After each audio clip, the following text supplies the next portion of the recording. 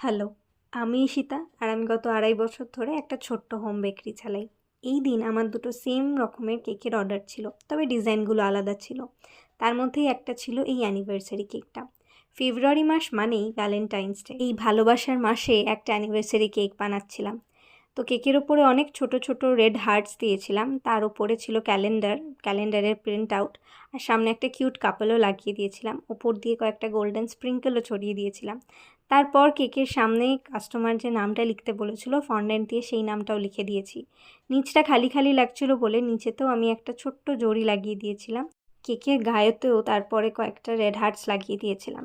তারপরে নিজের বেকারির লোগো কেকের বোর্ডের ওপর লাগিয়ে দিয়েছিলাম।